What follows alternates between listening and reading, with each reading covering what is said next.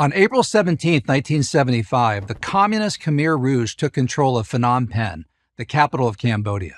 That same day, they ordered the evacuation of the entire city. The inhabitants were allowed to take only what they could carry. It didn't matter if you were sick or infirm, young or old, you had to leave. No exceptions. Where were you going? The soldiers couldn't tell you. If you protested, you'd be beaten with rifle butts or simply shot.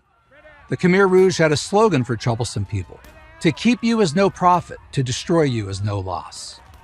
Cambodia's communist revolution would prove to be, per capita, the most radical, bloodiest revolution of the 20th century, maybe of any century. About 2 million people, or 25% of the Cambodian population, perished during the Khmer Rouge's 4 years in power. Countless were murdered outright. Countless more were worked or starved to death. Not even Mao on his worst day could match that ratio. The Khmer Rouge, the Cambodian Communist Party, was led by the enigmatic figure Pol Pot. His real name was Salas Sar, but like his hero, Joseph Stalin, he took a revolutionary nom de guerre. Fittingly, Pol Pot has no meaning in Cambodian. Nothing in his revolution ever made sense.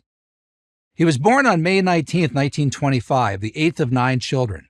Well off by Cambodian standards, he received a private, privileged education, including at both Catholic and Buddhist schools. In 1949, the 24-year-old Sar went to Paris to study radioelectricity. There he quickly fell in with a group of Cambodian communists. Radicalized by their French professors, their goal was to throw off Cambodia's French colonial past and establish a new socialist government along Marxist-Leninist lines. In 1953, Sar returned to Cambodia to lead the revolution. That same year, Cambodia did achieve independence from France, but Sar had nothing to do with it. The man responsible was the cagey chameleon figure Prince Norodom Sihanouk. The prince played the U.S. off against the Soviet Union and China to keep himself in power. For a while, he succeeded. But in 1970, while he was visiting Moscow, he was ousted by his prime minister, Lon Nol, who opposed Sihanouk's leftward tilt. Nol, supported by the U.S., led the country for 5 years. That support abruptly ended when Richard Nixon resigned following the Watergate scandal and liberal Democrats swept Congress. The new Republican president, Gerald Ford, predicted disaster if the Democrats cut off aid to Nol, but they ignored him. Even Ford had no idea how bad it would be. For a brief period after Nol fled the country, Cambodia had no government to speak of. Sar, now Pol Pot, stepped into the chaos. He was as shocked as anyone when his militia, the Khmer Rouge, took over the capital city virtually unopposed. Most Cambodians believed Pol Pot would be a variation on the Sihanouk-Nol regimes, maybe even an improvement. No surprise, the New York Times thought the same thing.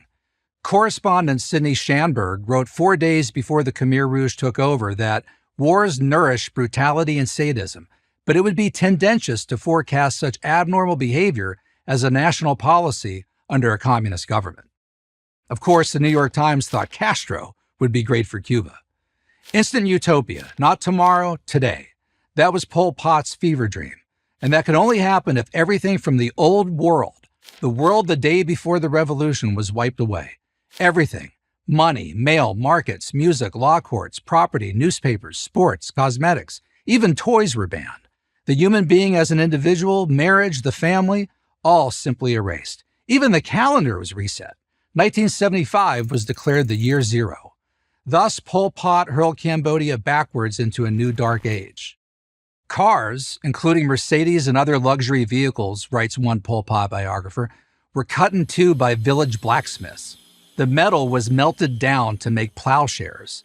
The wheels were attached to ox carts. Doctors, religious leaders, business owners, teachers, government workers, academics, and intellectuals were marching into the countryside to become peasant farmers. Within months, much of Cambodia was starving.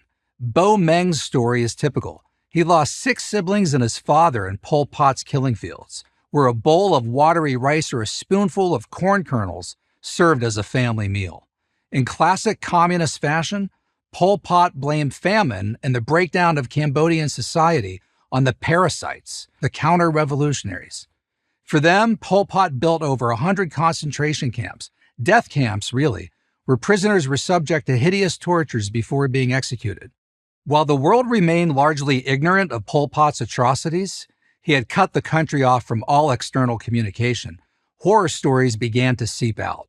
After 4 of the worst years any country has ever endured, it finally came to an end. Pol Pot got into a border dispute with Vietnam. In 1978, the Vietnamese army invaded and sent Pol Pot and the Khmer Rouge into exile. It would be another 14 years of sporadic fighting before Cambodia reestablished itself as an independent country. As for the mass murderer, Pol Pot, he died in his bed, age 72.